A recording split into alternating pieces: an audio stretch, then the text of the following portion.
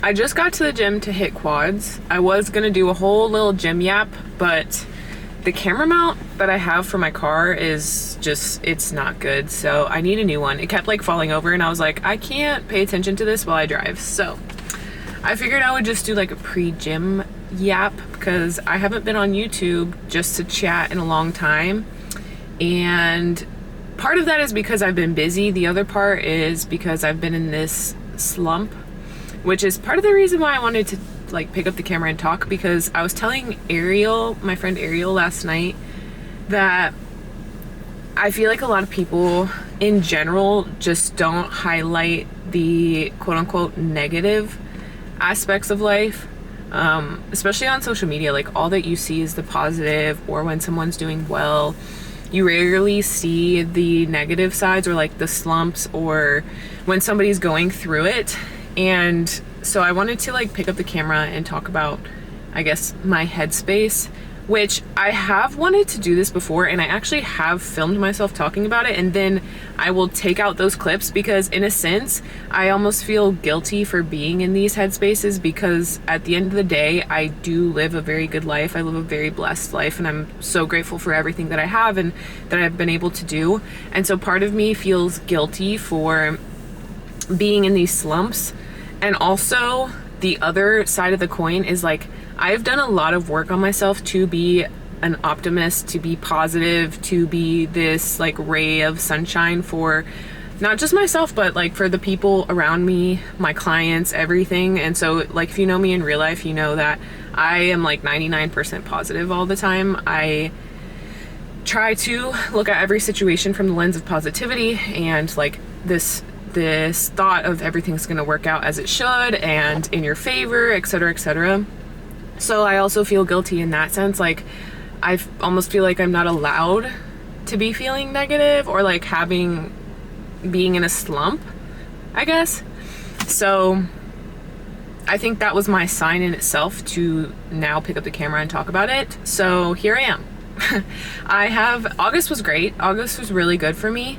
We are now in September. It's the beginning of September, and August was great. Like I said, I had a lot of things going on, good things, and I think I have been feeling, it's crazy because I talked about this a little bit with some friends, but like I used to place so many limiting beliefs on myself, just in terms of like what I was capable of, the jobs that I could have, the amount of money that I could make, all of these things, right? Like I placed a lot of limiting beliefs on myself in so many areas of my life, and I have broken through a lot of that. I think unknowingly as well. Like moving to Houston by myself, I didn't know anybody. That was something I never saw myself doing. I never thought I would do. And then after that, I broke down so many other barriers that I never saw myself breaking down. But it's like I still don't feel like I'm doing good enough.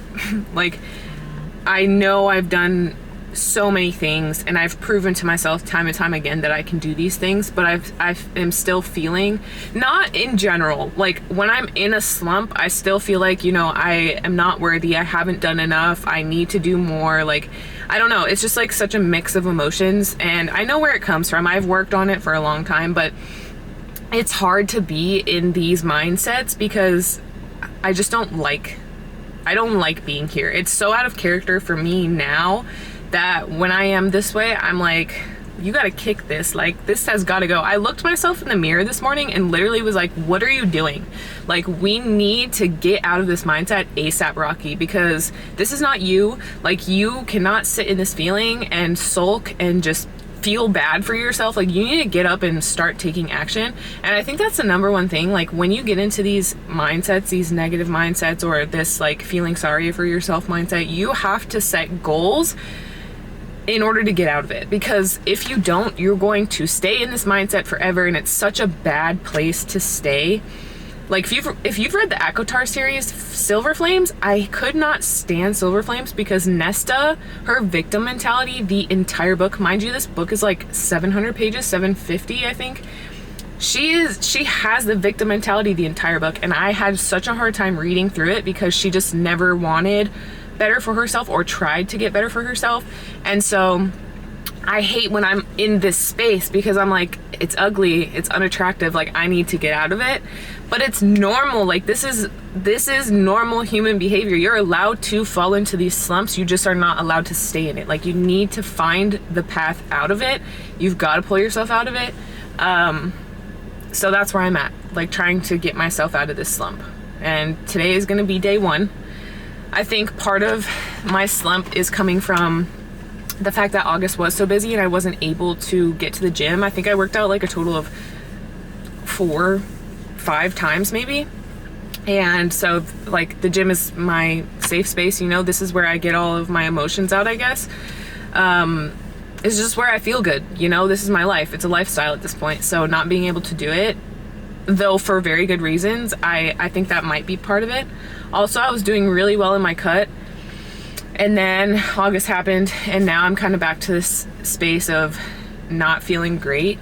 It's just like everything, when you're in a slump, everything just kind of comes together and like you just start feeling upset in multiple areas. And so I noticed I started to pick myself apart, which I haven't done that in a long time. And so that's how I know I need to get out of this like mindset, because my face started breaking out, which I'm sure you can see. I didn't have a shower filter on my shower, so I had to go buy a new one. And yeah, my skin just doesn't like the Houston water. I don't know what is in the Houston water, but it's something gross, because every time I don't have a shower filter or it's like older or whatever, my skin breaks out. And so I broke out. I haven't broke out in a while. And so that on top of like my period's coming, so we've got the pre-period feels. There's just like so many things cumulatively that have caused me to fall into this like headspace. So I'm getting myself out of it. And the first step obviously is the gym. So I've gotten 3 days so far. This will be my 4th. I've been on this 4-day wave for a while. My energy was just in my cut. I just felt the low calories towards the end. And so I cut down to 4 days instead of 5, which has done me well. I do want to do another cut just because this last one, I did not give it my all. Like I started my cut in January and I was going to start with cardio, and then I ended up doing steps instead. So I took out cardio and I was just tracking my steps, which that ended up working out really well for me. I dropped 14 pounds by just tracking my steps, obviously in a caloric deficit. And then with just like being busy with work and all of these other things that I'm very blessed to be busy with, I kind of just fell off. I didn't reverse diet. I kind of just went back to normalcy, and I can tell like I've gained some weight, not bad weight. I just kind of have gotten back to what I was before. Not quite, because that was from my bulk to a cut. So I'm kind of just at a maintenance point right now, which was not my intention. So I do want to cut at some point again, but I need to set a goal within the gym, because I am pretty content with like where I'm at, how I'm feeling, because previously in a past life, I was so focused on like being the smallest version of myself. So I was constantly in a cut, constantly in a caloric deficit, and that's just not good for you, for anybody. And so that's just, it's not something that I want to do. So I want to be smart about like when I'm cutting and when I'm in a deficit, and I want to actually be intentional about my next one and track it, because something that I also do when I'm in a cut is avoid the scale, which is not good. So yeah, that's number one is like, or I guess number two. Number one was getting back into the gym, but number two, like finding a goal within the gym that I can, you know, strive for, which I think I want to start a series on TikTok and Instagram about reaching 4 1/4 plates pendulum squat.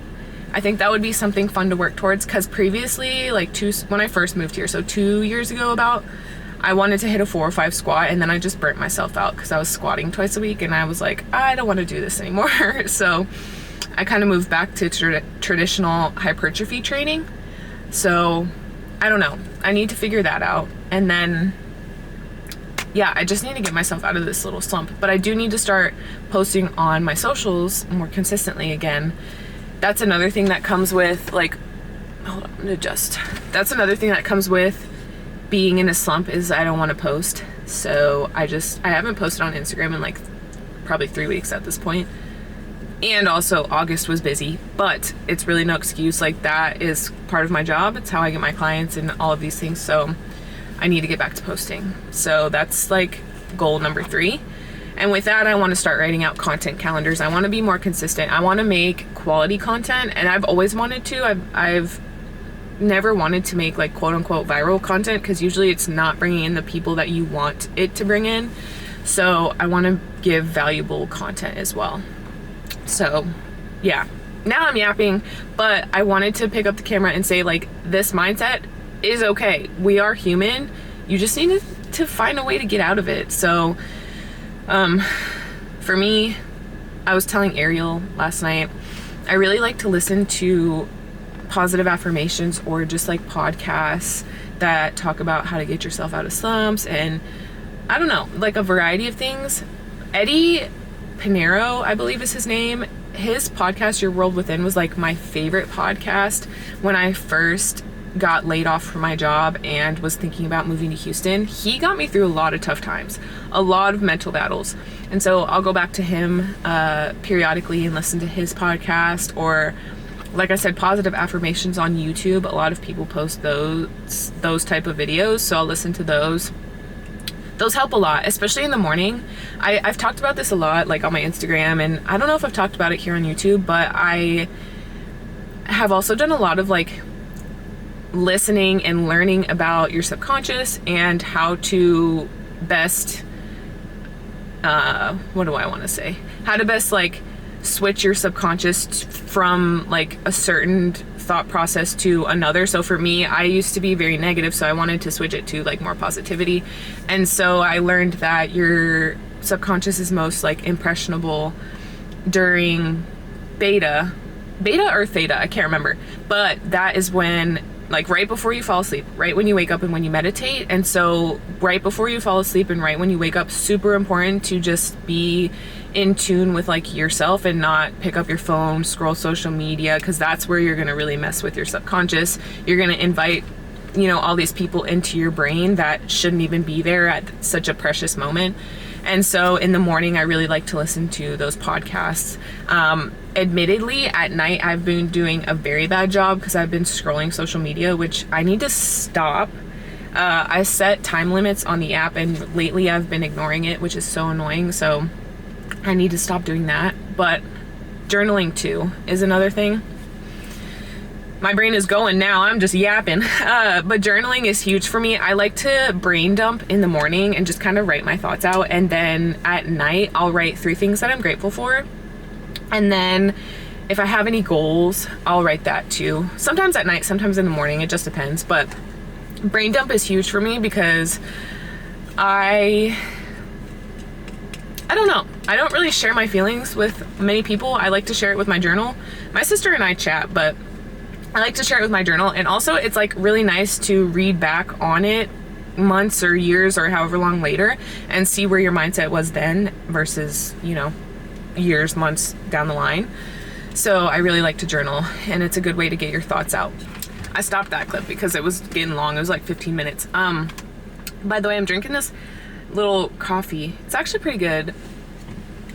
Oh, you can't see it. It's definitely not. I got these a while ago. This was the last one, and I'm finally finishing it. I think I haven't drank it because it's 100 calories and 14 grams of carbs, which isn't terrible, but 100 calories is kind of for coffee. But I didn't make coffee this morning, so I figured I would drink this as a pre-workout. So yeah, podcasts and journaling are like number 1 and number 2 for me, and just being very careful about what I feed my brain. So even when I am scrolling social media, I like to keep it, you know, cooking, baking videos. I'm huge on like Japan right now because I really want to go to Japan. So there's a lot of like people in Japan, restaurants in Japan. There's this guy named Bleg that goes to Japan a lot, and he'll photograph people on the street, which is dope. So things like that. Like, you have to curate your timeline to be things that are good for you to see, rather than like if you constantly compare yourself on social media, don't look at, you know, other people on social media that you compare yourself to or whatever. So yeah, curating your timeline, explore page, whatever for that too.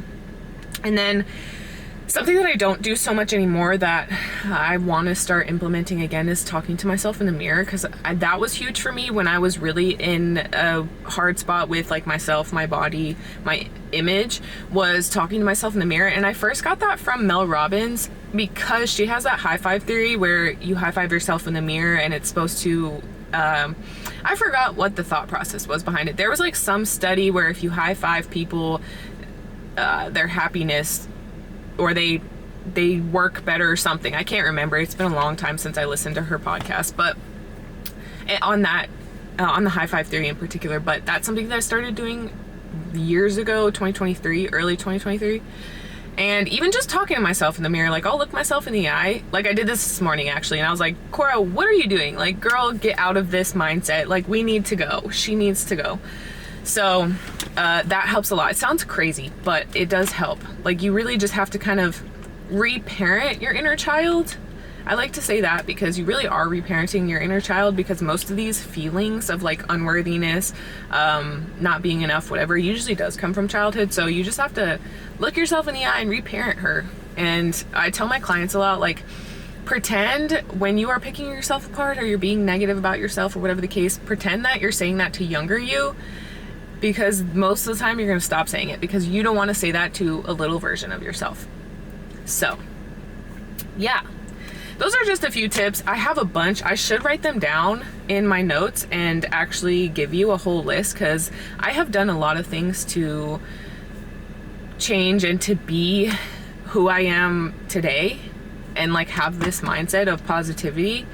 So those are like my top, but I'm sure I have more tips that I can give you. So maybe in a future video I will.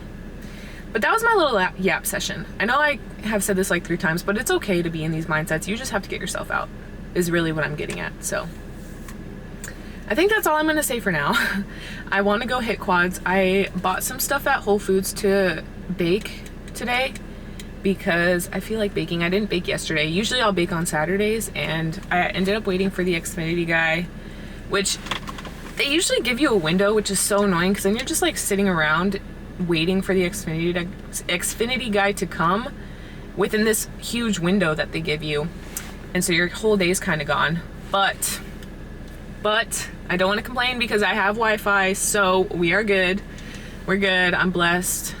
I can stream. I watched Kelby freaking got me into Attack on Titan, which is an anime, so I've been watching that. I watched that till 3 in the morning, I guess technically this morning, so I may watch more of that. But I like Hulu and Disney Plus because they have cooking shows, and I love cooking and baking shows, so I've been streaming those now that I have Wi-Fi again.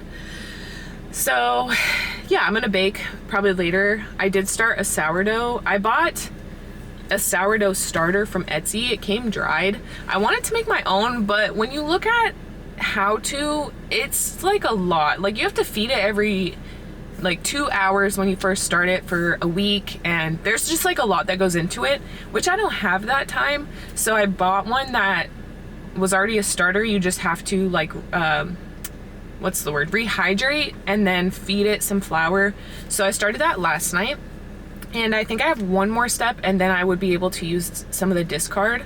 So I'm really excited to try that. I have this girl that I think her name is Well Made by Kylie, but I like her recipes. So, and she has a lot with sourdough discard, so I want to try those. Anyways, now I'm yapping, but I do want to bake, and then I have to do like household stuff today, like chores and laundry and all of that. So I'm gonna go work out, and then I'll probably be back to yap some more.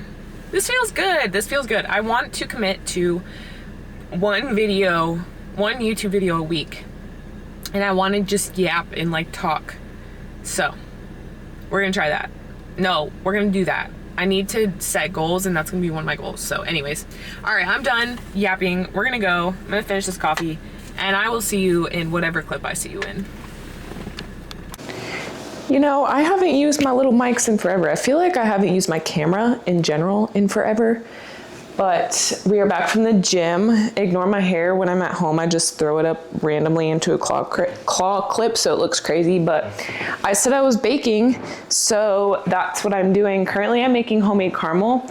So in here I have just sugar and water, and it's, I don't know if the mic's picking it up, but it's bubbling. What we're looking for is it to go from this like golden color to more of a amber color. And then I've measured out the rest of my ingredients here. So I have butter, warm, what is this, heavy cream. You want it to be warm or else your caramel can seize up. I have flour. I also like to do things in grams. It's just like a lot better to bake in grams than cups. So, and then I have some salt, and I don't have my vanilla yet, but it's really important to measure your ingredients out, specifically when making caramel, because the process just happens so fast.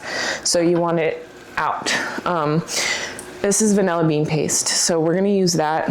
A teaspoon is normally, or not normally, but a teaspoon is 5 grams. So yeah, that's what I'm doing right now. I should probably show you this sugar, but it's still pretty golden. It's not caramel amber color yet, so I'm gonna let that keep going. I do need to measure that out. I got these little cups from my grandma after she passed. They're like the most convenient things ever. Also, I keep using spoons. Like, I've used so many spoons. I wish you could see the amount of spoons in my sink. I don't know why. I think I need more. That was probably loud in the microphone. I'm so sorry. Okay, so we're gonna do 5 grams here. Oh yeah, I was gonna mention what I'm making. So what I'm making is, they're called caramelitas, and I like to do brown butter, so I'm gonna do a brown butter oatmeal chocolate chip cookie base. And essentially you put like half of the batter down into the pan, and then you put some of the caramel, or not some of it, you put all of the caramel. So you like layer the warm caramel on top of that base, and then you put more chocolate chips so that they get melty, and then you put the other half of the batter, the chocolate chip batter, on top.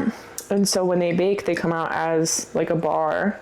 So it's like a cookie bar with caramel inside, and they're so good. I've actually never done them with brown butter chocolate chip cookies, but I always do brown butter. Like when I just make cookies, I always do brown butter. So I was like, I'm gonna try it with these bars and see how I like it. So that's what we're doing.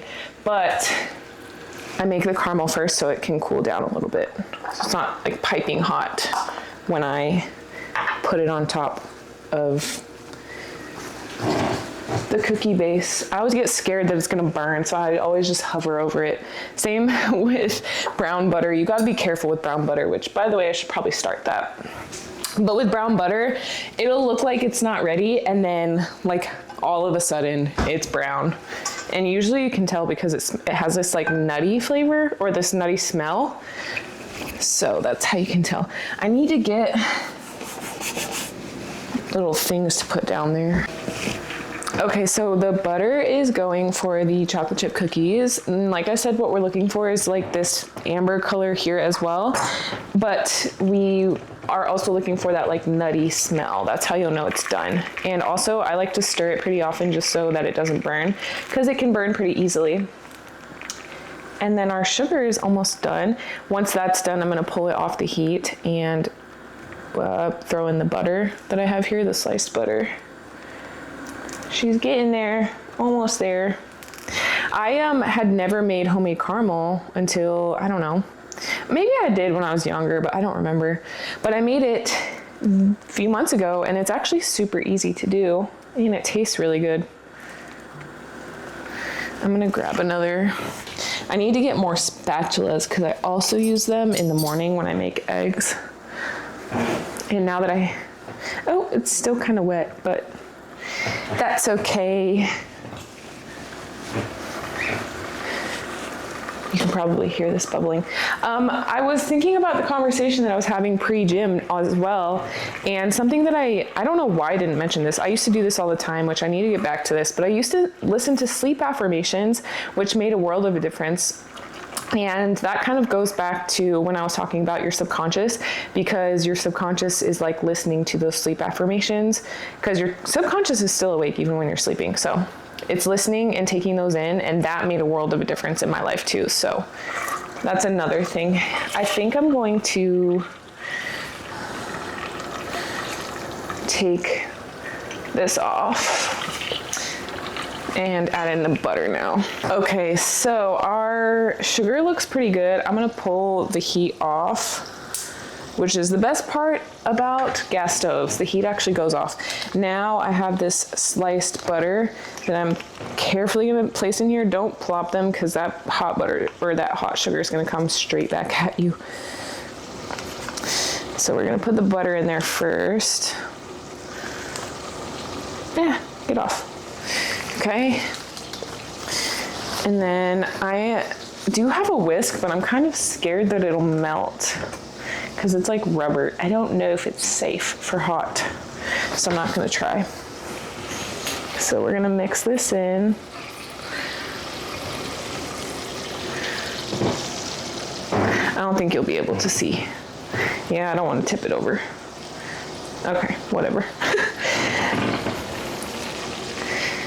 Yeah, sometimes I wish I did go to culinary school because I really love this. But I think it would have been more fun slash better slash just more beneficial to go to culinary school in like New York or even Europe somewhere like Italy or Paris. That would be cool. Especially because I wanted to do pastry, so I just feel like that would have been better. And then after the butter is all mixed in, you then add the heavy cream. So we will do that. I was so focused on making the cookie dough and the caramel that I didn't really film much more of the process. So I have my finished cookie dough. It's brown butter, oats, and then semi-sweet chocolate chips. The brown butter in itself gives it a flavor to where it's not, it kind of makes it less sweet. Like I like to bake very much less sweet, if that makes sense. Like I don't like my baked goods very sweet. I like to add flaky sea salt on top. So you have that nice balance of salty and sweet, which is why I love brown butter too, because it makes it a little, it just balances all the flavors. So this is the cookie dough. And then I have the caramel, which this turned out so beautiful. I think it's too dark over there. I don't know if you can see the color. If I come up close, yeah, you can't see it. Okay, let me move this closer to the light so you can see the caramel, because it turned out perfectly. I think this is the best caramel that I've made so far. I think you can see that. I need to warm it up again just so it's a little bit easier to spread so that I can, okay, that's kind of hot. So I can spread it in the cookies, but dude, it's so, ooh, it's perfect. I also put a little bit of salt in here so that it's not super sweet here either. And then I'll layer dark chocolate. You'll see all of this. I'm gonna put this back over here so you can see. I put like 2/3 of the cookie dough batter in here, and I baked it for 8 minutes just so it can be a little bit more stable to hold the caramel and the chocolate chips. I do have this on here on the heat again, just to make it a little bit more pourable. So while that heats up a little bit more, I'm going to pour over some dark chocolate chips. Sorry if this is loud because I have my microphone on. All right. Hopefully it doesn't pick up the noise too much. I also usually add some sort of nut. I think last time I did walnuts. You can do pecans, you can do whatever. I honestly didn't plan on making these, so I didn't pick any up, so we're not adding any nuts today. But it does add it is a great addition, so I would recommend. Okay, I think that's good. I don't want too much. Well, you can never have too much chocolate, but. Whoa, this one's huge. These are chunks. I love chunks because they melt. Chips don't typically melt, so pro tip, if you want this to melt, either buy chunks or cut your chocolate yourself. Okay, now we're going to pour over, oh yeah, this is perfect. Hopefully you can see this because it looks great. Beautiful. I should have brought the camera over here.